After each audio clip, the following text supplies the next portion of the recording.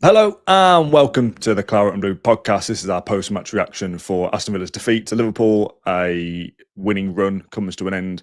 We've changed the layout, so we're very narrow, Neil. So keep in your little box, and we've also got the comments on the right-hand side. So just to be quick, these comments may not be reflective of our opinions, the podcast opinions, or those of my employers. But you can say what you like. We might read some of them out.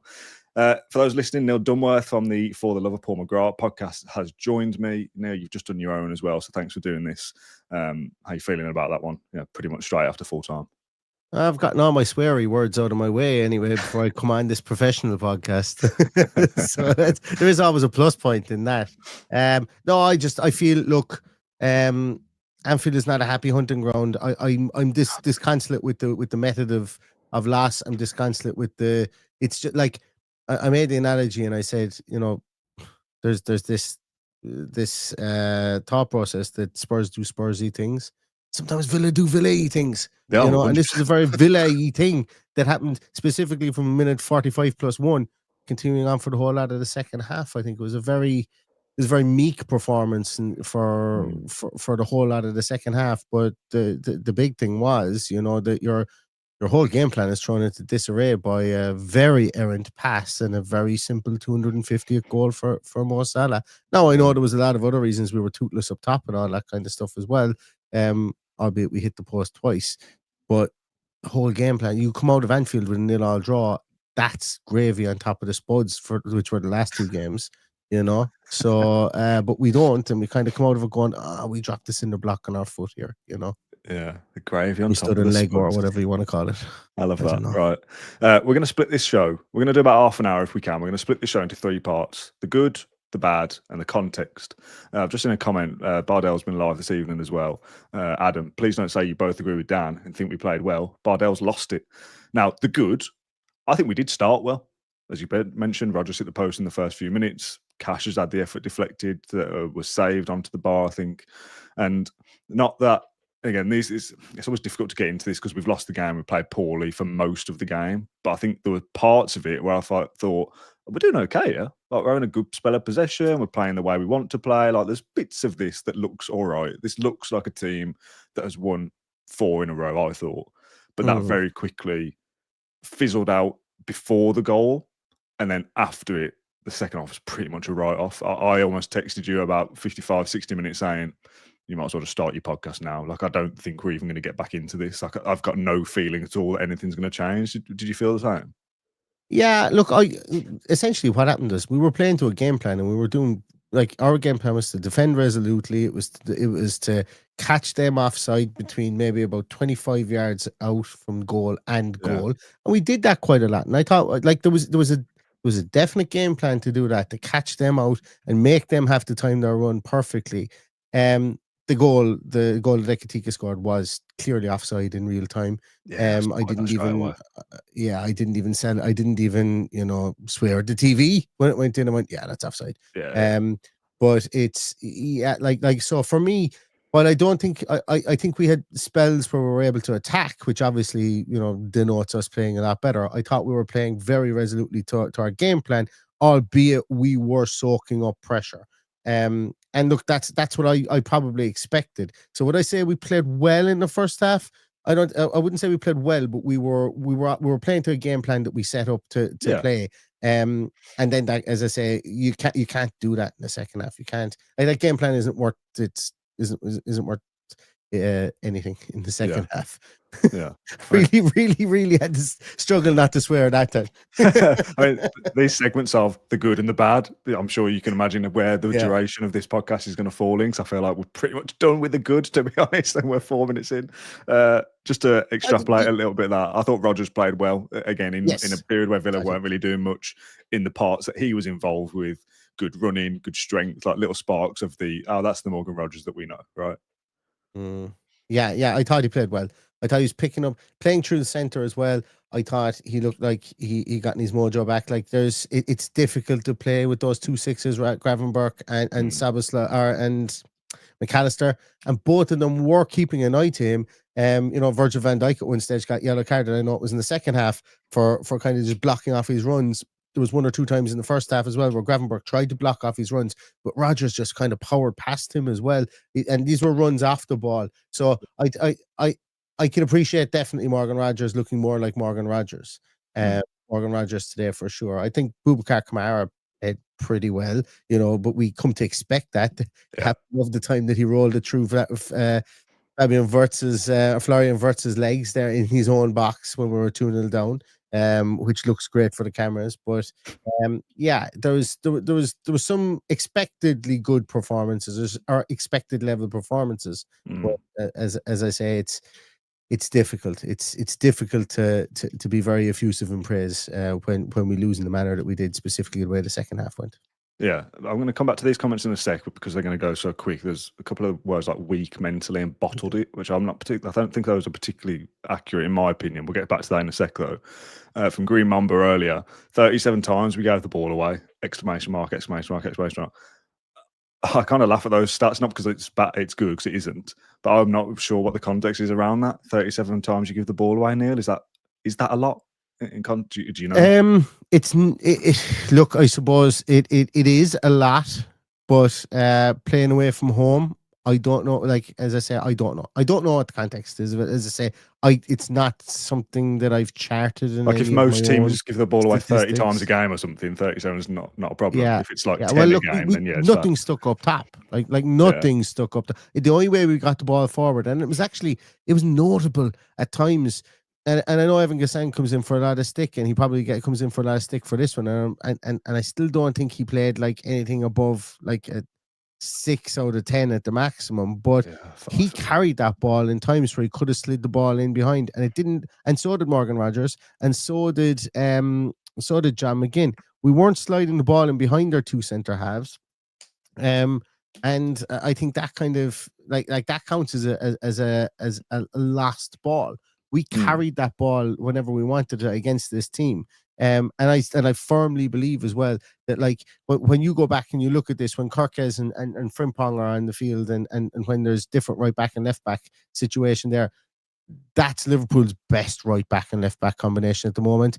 They are both able to get up and down that field in a proper manner. They were where they needed to be. The opportunity to lump the ball over them into those spaces was few and far between. Now, I'm obviously sure if you go back and you look at it again, you'll point to 10 times or 15 times or whatever that could have happened.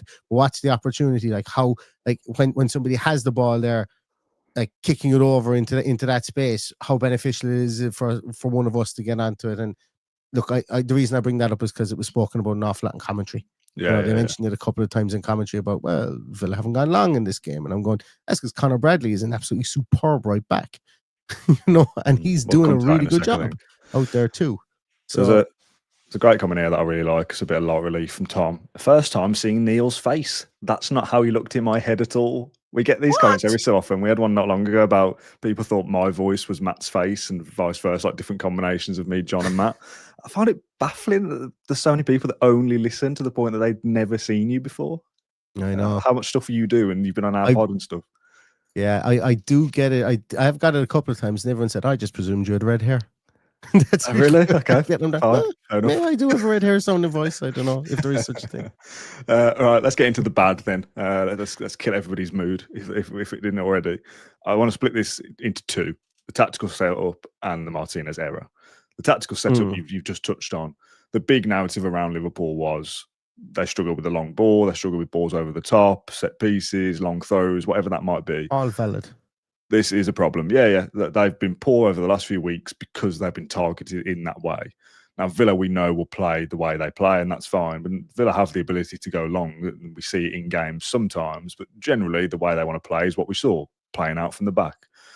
So why do you not follow that narrative that Liverpool looks susceptible to that and just join in with what everyone else is doing? Why aren't we just pumping balls all game? It is a valid question. It really is a valid question. But I think you could have given 20 balls up to that you could have just lumped 20 balls forward today and every single one of them would come back at you. Now, I think it would have just been easy because we set up to be defensively. We set up to be very defensive, and yes, John McGinn can get back and can get forward, no problem to him. Maybe Evan Gassan can do it, but neither of the two of them are Olympic sprinters. From that point of view, and this is the thing. Our game plan was to defend. Our game plan was to be resolute in the first half, and we were.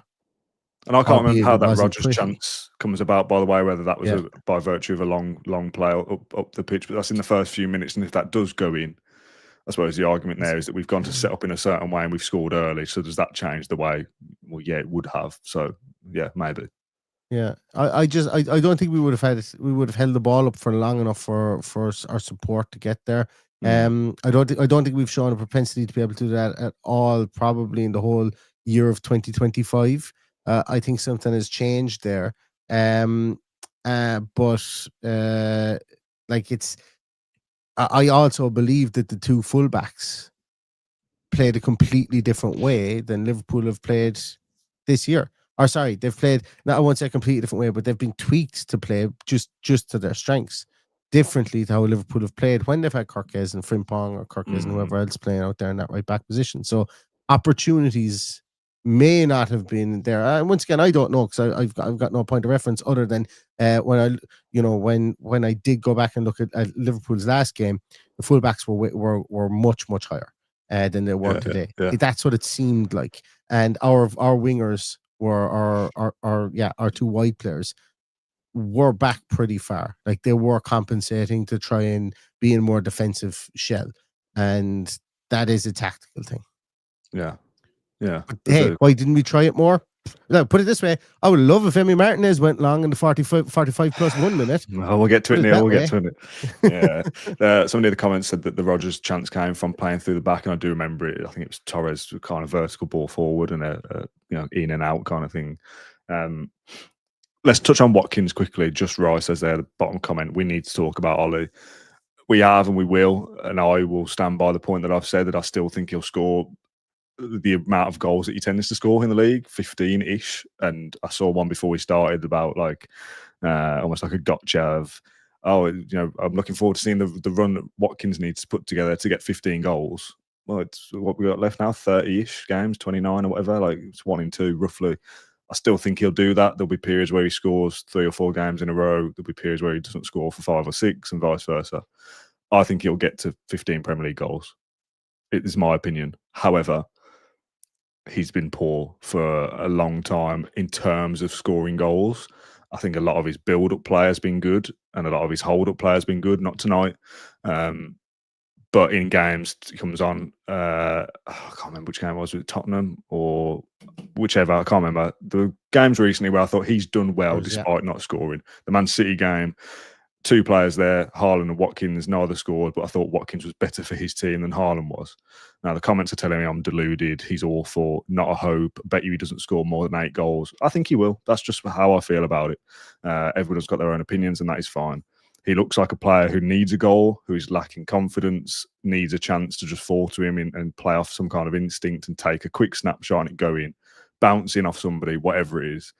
However, I'm not going to escape from the fact that you've got a striker who is absolutely going to play, and he's our main man, at least till January. And I even then don't see it changing. Financial reasons probably permitting as much as anything.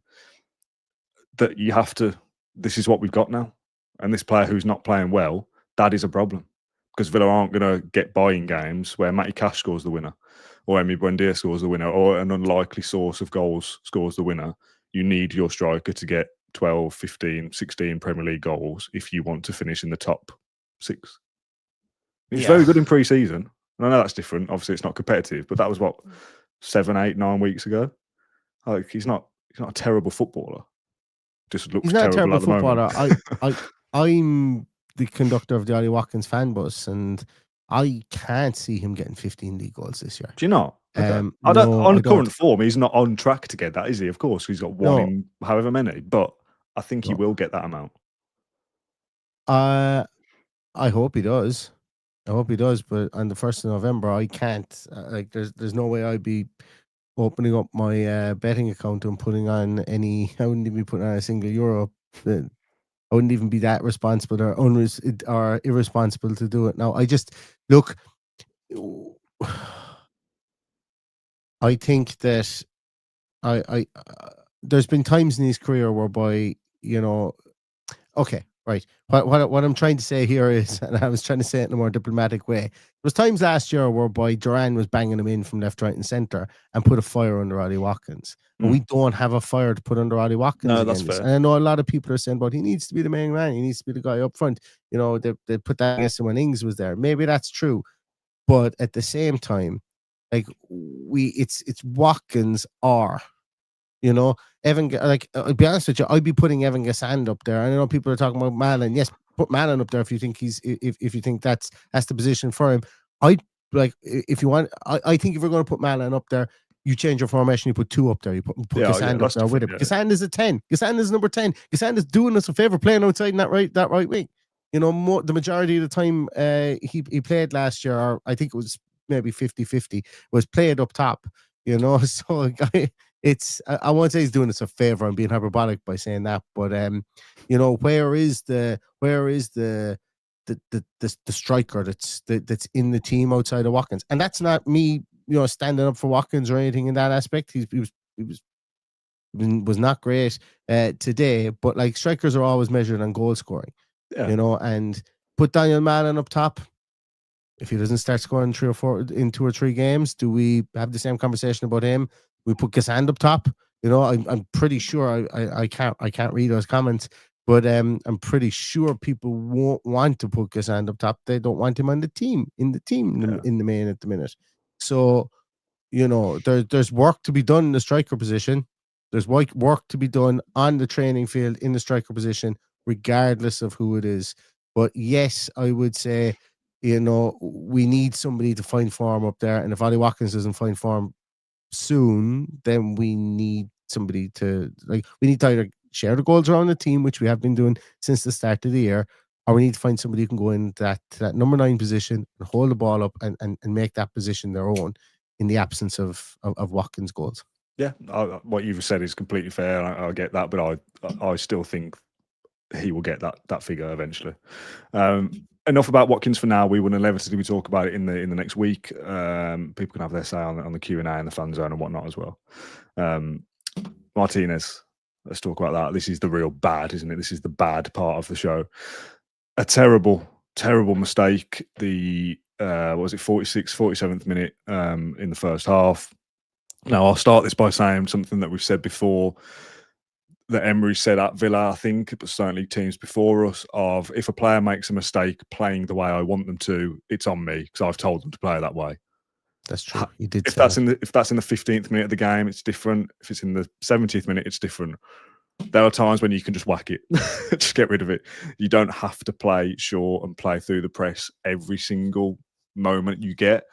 And when you just had a let off to a point of the offside goal, just get into half time, get rid of it, play it safe, get rid. Don't take that extra pressure. Don't. I don't know whether it's ego or whatever, or whether that's just instruction. No, you do as you're told. You play short every single time. I don't see that being the case. So let's get that out of the way. It's sloppy. It's poor. There's no defense of it, and I think the attitude towards it has changed because it's Martinez as well. If this was 12 months ago, I think you go, oh yeah, but we still know he's really good, isn't he? You know, Martinez, and he'll save you loads of times. So forget it. He's allowed a mistake after the transfer window in the summer, and the fact that he's just not as good as a goalkeeper now as I think he used to be. The attitude towards him is, you're a joke, mate. Like, what is that? Like, there's more vitriol towards him, and I think that's fair. It's just bad, isn't it? It's just proper bad. Why do you do that there? So my feelings on this is, we're doing a post-match podcast about Aston Villa versus Liverpool, and we're discussing this game in a silo on its own. I think when we discuss this, the reason we lost this game today can be heavily attributed to that mistake. 100%, so 100%. Yeah, and we can 100% forgive him for it, and he is likely the best goalkeeper at the club, arguably, very arguably, currently. But the like our whole game plan goes out the window because of that pass. 100%, it really does, and that's the thing. So on my own podcast, I didn't make that distinction at any stage, and to be honest with you, I probably went too far on the Emi Martinez part of it, because I did bring up the whole Man United head rush as well in that. But they're two big games. They're two games that mean something. They're two games that meant relative points, and specifically the United game meant Champions League or not. But yeah, look, his mistake. I can't, like, you can attribute blame to as many people as you want, but his pass was so wayward that it would landed at Mo Salah's feet. 249 goals, looking to equal Ian Rush. Ian Rush's record, and he's to roll it into the back of net. I'm sure he wanted to score a bicycle from outside the box to get his 250 goal, and he gets to roll one in with the maybe he rolled in with his studs. I don't know, but literally it was as open a goal as you will find, and we have those goals in us. But the thing, as I said, the thing that gets me, it's not the fact that Emi Martinez made a mistake. If he makes that mistake in the 28th minute, I'm like, oh, bad mistake, Jesus, whatever. The thing that has me so up in arms about this is that we are almost famous. We're almost world famous, I would say, for conceding just before halftime and just after halftime. Yeah. And we do it again, and we shoot ourselves in the foot. It's 45 minutes plus 1 minute, 46th minute. And, booted it, like find your wife in the stand and kick the ball up to her and tell her to take it home with her, at that stage. And that's very old fashioned to me, I know. And you have very, very good reason when you say there that Unai Emery says, blame me if somebody's playing the tactics that I asked them to play and they make a mistake. He has said that, and that is good context, but I just find it frustrating in this game because there was no way back after it. No, there wasn't. Completely killed everything about us. I've put it in the title that's killed Villa at Anfield, that mistake, because there's no reason after that in the second half where I just had any kind of but we'll get back into this, and that is purely down to the timing. As you said, if it happens on the 28th, I even think, we still got I don't know what the maths is off the top of my head, 15 minutes in this half to try and put that wrong. For that to be like one of the last actions of the first half, then you come out again in the second, and Liverpool have got the goal they need. They're halfway towards a win that they need. Everyone said, didn't they, pre-game? One team's won every game, one team's lost every game. We know what's going to happen here. It's very kind of classic Villa, and that's fine. Like, I hope everyone had that feeling. But like I said, we started the game, and I thought, actually, you know what? We're doing okay here. But as soon as that happens, it just fulfills. It's kind of self-fulfilling prophecy, isn't it? Oh yeah, that's the gift that we have to give to Liverpool to allow them to get back into this game, to get back into their form. It's just so like demoralising that's the way the game starts to unravel. Like, if Salah scores his 250th by, like you say, a bicycle kick, a piece of brilliance, and we're outdone because they're better than us, fine. To gift them a goal just before the first half ends is unforgivable. Unforgivable.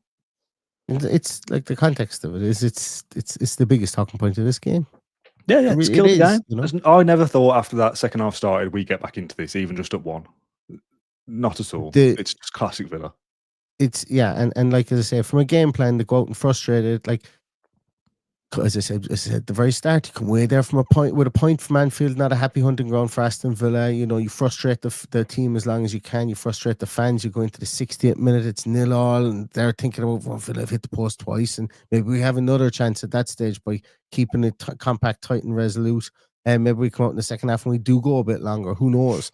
We can't make those changes when you go in 1-0 down in the 46th minute. It's such a deflationary situation to be in when you're away from home that it's you're looking for individual brilliance then after that to try and get you out of that hole, specifically when you're playing against the champions of England and a pretty good team. They're on a bad run of form, but we know that all they need to do is get a sniff of blood in the water, and they're going to go for it because that's the type of players that they are. That they don't become bad overnight, just like our players don't become bad overnight. Their players certainly don't. And when Salah gets that goal, they can just own the ball after that and win and be confident to know with this great run that they have over the last 20, 40, 50 years, whatever it is. What was it? I think there was some statistic that was it 2017 was the last time that they scored first at Anfield and ended up losing the game, and that was against Crystal Palace or something. So the players would probably know that. They'll go, we'll just pass this around and give our fans something to cheer about, no lay about, get them back inside, and we'll win this game 1-0. Yeah. I'm going to ask you a question here that is potentially reactionary, but I think something that fans will be feeling. Why not? Let's do it, shall we? Is Mings? I'll get distracted by the comments. Someone was asking what happened to Mings. The comments said it looked like a hamstring, which is a real shame. Martinez, is his head in it Does he want to be here? Is he throwing it? Is he thinking about leaving? Is he thinking about January move? Does he already know what's happening next? And that explains the. I feel like a dip in form probably doesn't even do it justice. 'Cause he just doesn't look right. And I say reactionary because he's at fault tonight. This is the story, but this isn't an isolated incident. He's not been very good for a year, 6 months. I don't know. Go back and watch if any of you guys recorded it. And this might be nothing. I'm not a huge believer in body language. Okay, before I get into this, but watch me start talking about. I like where this is going, Neil. Okay. Come on, hit me. Watch me talk about body language. After they come out at halftime, in the tunnel, the players are congregated. Martinez is splat against the wall. It couldn't be. If the wall wasn't there, he'd be another 50 foot backwards. He was looking for somewhere to lean against. All the other players were out in the middle of the tunnel. They were all talking to each other and everything like that. Not one person throws an eye even towards Emi Martinez. I don't know. Am I reading? See, this is why I don't believe in body language. I don't know. Am I reading too much into it? I don't know. It was my unconscious bias. Was I just so seething with the man in that moment in time that I was like, look at him. You go further back. You go into the corner. Was he touching the wall? Was he like on the wall? Was he like stretching his shoulder blades? Or I don't know. I don't know. No, look, he didn't look. He didn't look like he had his head down or sorrow or forlorn or anything like that. You know, he looked like he was ready to go out and play a game. I mean, you would suspect he would have done that act in the dressing room, right? The apologies and it's my fault, surely, right? That's out the window by that point. Oh yeah, I would imagine so. And I'd imagine maybe a couple of people had a cut off him in the dressing room. I think he's not like, if you've ever been in the dressing room, there's no one really beyond having a cut off, going like, "What were you doing, you numpty?" and move on from there. Maybe more colourful language, but I don't know. Look, that's why I was reluctant to bring it up, because body language is just an interpretation. It means very little in a lot of instances. Now, people will disagree with me with regards to this, but 1 minute you could have your head down, next thing the ball hits off your head, it goes in the back of the net, and you've got your arms up and you're shouting and you're the most confident man in the world. Yeah. Just look at Mo Salah. You know, and so I don't know. The reason I went off on that tangent is there's only one person you can ask who if he's heading the game. Well, there's probably only two. One is Unai Emery, and he's playing him every week, so he thinks he is. The other person is Emi Martinez. It's coming there from Elliot. If he wants to move, he's got to perform, which I agree with. And we said this about. I don't think he does. Do you not? No. Well, if he wants to move, yeah. If he wants to move to somewhere that's good, you've got to perform, right? Would Chelsea come and buy him if he has a season where he has 50 goals conceded or whatever? I don't know. See here, no. This is the question. This is the question I think they should have been asked, because. Like, do other fans think he's as good as we think he is? I see what you're saying. Probably do not. Other teams think he's as good as we think he is. Like, it's hard to talk about this because I think he's a bloody good goalkeeper. He's one of the best goalkeepers I've seen play for Aston Villa. Yeah. Like, let's not move away from this. This is heat in the moment stuff. This is like but his reputation. I love you, kind of. I'll see you next week, kind of a thing. You know? No, but I think his reputation has very quickly changed from kind of hero to zero. Of he's loved, and then within 3 or 4 months that all changes. Yeah. It's look. I think the move thing is like goalkeepers aren't very plentiful. No, that's true. Like, and goalkeepers play until like he could, like, doesn't have a lot of tread in the tires. He's 33 years of age, just gone 33 since 2nd of September. Yeah, so, he could have a 5-year spell at a good club still. 100%. Yeah, 100%. Let's say, I don't know. Yeah, look, you name big club, insert big club here. Goalkeeper goes down. I don't know. I can't even remember who plays in goals for Bayern Munich. Is it Manuel Neuer still? Let's say Neuer does his ACL, or let's say or completely ruptures every ligament in his ankle and calls it a day. Bayern Munich are definitely going to sign Emi Martinez. Well, I suppose the argument against this is that Emi Martinez was clearly available in the summer and nothing of any level materialised enough to get him out the door. Was he available? Well, he made himself available. Yeah, exactly, which is different. Like, you know, I not look at, like, yeah, it's I don't know. I mean, the problem is, and we're going to wrap up in a sec. We said we do half an hour, so I want to wrap up. Well, this is why we do longer stuff in the week, guys, so we can get into it in more detail. Me kind of speaking to the audience has made me forget what I wanted to say, which is really annoying. These theories of we've played poorly, or he's played poorly, or we've lost means this. Those theories don't really hold up when we're playing well, which is why the kind of goal scoring thing doesn't. Wally Watkins hasn't scored in 20 games, so he will never score again, or whatever. Because when he scores 3 or 4 in a row, it'll be, you're not saying, oh, he's going to score for the rest of all time. Nobody was kind of calling out Emi Martinez when we were beating City and Tottenham, right? So when you win and the goalkeeper doesn't do anything bad, you're not going to be like, oh, is his head in it or not? Yeah. But when things go wrong, you kind of look for reasons, and that's all we can do as podcasts, as media, as fans, whatever. We don't know, really. You said ask Martinez, ask Emery. That if somebody asked Emery or Martinez, is his head in it? They would say, yeah, of course it is, and I love this club. Or, he probably wouldn't say that now. And he does love Aston. I'm sure that he doesn't want to let Aston Villa down. No, but we can only put reasoning onto things, can't we? Yeah, exactly. Yeah. So whether any of it's true or not isn't really the point. I know that sounds completely mental, but we just kind of putting things out there and seeing what sticks.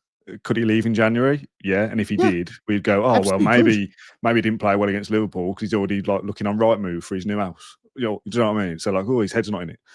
If he stays here and gets 5 clean sheets in a row, no one says a word. And exactly, that's the thing. That's why when I started off talking about Emi Martinez, I said we're doing a post-match podcast about the Liverpool game, and I think his head is in Aston Villa. I don't think he wants to go. I don't think he wants to be a villain for a team that he's playing with. If you excuse the pun, obviously he wants to be a villain. He wants to play for Aston Villa. But yes, he does like to like the theatrics and stuff like that. But he's the guy you want in your team to be winding everyone else up. And the thing about being about did he want to go in the summer? He wanted to go to Man United. Yeah. Could he be gone in January? He could, but I don't think Man United are coming back for him. No, not now. No, they barely came in for him in the summer. Yeah. Okay. Let's park Martinez then. We've done Watkins a little bit. We've done Martinez a little bit. The third thing I wanted to we had little headers: the good, the bad, and the context. But if you don't want the bigger picture stuff, just turn off now because we're only going to do a couple of minutes here. Going into these 3 games, Spurs, Man City, Liverpool, before Tottenham, would you have taken 6 points? Well, he would have taken 3 points. There we go. 3 draws. Point proven, right? Yeah. So we are where we thought we'd be or better. So is tonight crap? Yeah, absolutely. Was Martinez unforgivable in what he did? Yeah. Done all that. Was Watkins good enough? No. However, points-wise, from these specific fixtures, we are either where we think we are, or in your case, we've done better than anticipated. So in the bigger picture of the season, hopefully, Watkins not scoring many goals will be forgotten about, or Martinez is his head in it. Those things will be forgotten about because Villa will just keep chipping away and getting the points they need to finish where they want to finish. That's kind of the bigger picture narrative for me. We are still doing okay. 15 points from the first 10 is decent enough. It's very congested, etc., etc. Our season will not be defined upon losing at Anfield because I feel like we probably pretty much lose at Anfield every single season that we play. So, whatever. We aren't on 7 points and it's still a slog and it's the early weeks of the season when Villa can't score. And I know we have not scored tonight, but the point stands. We've kind of got ourselves back up there with the run we've just been on. We've lost here, so the run is over. But go and beat Bournemouth then. Go and beat, I don't know the games that come after that, but go again. Go and put another run together. Go and score a goal, Ollie Watkins. Keep a clean sheet, Emi Martinez. Those are your individual tasks for this next game. Go and put those things right. So the bigger picture is this bad, this 90 minutes in this post-match show? Yeah. Is the season bad? No. We're about where I thought we'd be, and we're still doing okay. But, let's not forget, we were doing questions in the Q&A and the fan zone before kickoff of, is this a free hit? There's no pressure on Villa. So now we can't be like, F this and F that. What a disgrace. We said it was a free hit. Yeah. We lost. Free hit, doesn't matter. Right? Bournemouth, Leeds, Wolves, go and win them all. Yep, absolutely. And that's the thing. We've negotiated kind of the murderer's row of the 3 games that we had. Oh, what's that mean? A resurgence. The murderer's row. Murderer's row. Raw. ROW. Murderers Row. Yeah. Is that Death Row? I hope that's the saying. I use it the whole time. Is Murderers Row a saying? Murderers Row. Yeah, I'm going to Google it. But we've negotiated that. Yeah, it is Murderers Row. In Murderers Row, 1927, New York Yankees statistics. Yeah. We got exactly the same website open then. That's good. Never heard of that. Yeah, so we've negotiated that, and we've done it pretty well. You know, played well against Spurs, played well against City. Didn't play well for 40 odd minutes today. Played to structure 40 odd minutes today, and didn't have a great second half. You know, so yes, that is the context, and that is absolutely the context. You know, when we spoke about the game, we spoke what happened in the game. That was the context for that. And this is, you know, realistically speaking, we've got Bournemouth at the weekend. Another tough game against Bournemouth. But yeah, you have to go and do something there. You know, did they lose today? No, they play tomorrow. Do they? They play tomorrow. I think they play City. Don't know. Roy says Dan's lack of common saying strikes again. I've never heard of Murderers Row. I'll concede it. It's fine. If you just asked me to explain that without googling, I would have thought it was like a death row thing. Would have been my first. My first assumption. Anyway, doesn't matter. Don't care. I'm off to bed. Neil, thank you very much for doing this. I really appreciate it, as always. Thanks to the live chat for getting involved as well. You can see them for those watching on YouTube. Which way is it? Next to Neil over there. So you've got your views out into the world. So thanks for taking part. Thanks, Neil. Myself and John Townley will be back on the channel next on Monday for a Q&A. There is a link to the mailbag in the description on YouTube and whatever Spotify or Apple Podcasts platform you use. For those watching as well, there is a QR code above my head here. You can scan that. It pops up. Give us your question. Give us your thoughts. You type it in. You press send and it's done. There's no signing up. There's nothing. It's very, very easy and quick. So you can ask us what you want. Ask us about Watkins, ask about Martinez, whatever it is. You can kind of set the agenda for our upcoming content. What are you giving that, Neil? What's tickled you? I saw a comment there about touching the hug line. yeah, good. I've tried to find that recently, you know. Spoiler alert, we're doing a big special podcast. We're recording it this week, but I don't know when it's coming out for our 1,000th episode. And I'm going to kind of collate some of the good bits. And I was trying to find touching the hug line that I Did said. You say that? Yeah, I said it in a show. For obviously hugging the touch line. And it just slipped of the tongue. I said it the wrong way around. It didn't. I don't think whoever I was with even flagged it. And the comments like, touching the hug line is great. And then I got asked questions after it of like, oh, are we going to sign a player in the summer, Dan, who's going to touch the hug line? And it's like, okay, that's kind of stuck now. So we're going to do a podcast that's got looking back on stupid things we've said, some of the best bits and stuff. And I asked people recently to get involved with sending us things that have tickled you, our best interviews, all those kind of things. We're going to do a whole kind of special later in the week, I think. Anyway, thanks, Neil. Thanks, everyone, for watching or listening to this episode of the Cloud Blue Podcast. We'll be back on Monday with a Q&A. Enjoy the rest of your weekend, and we'll see you then. Bye-bye.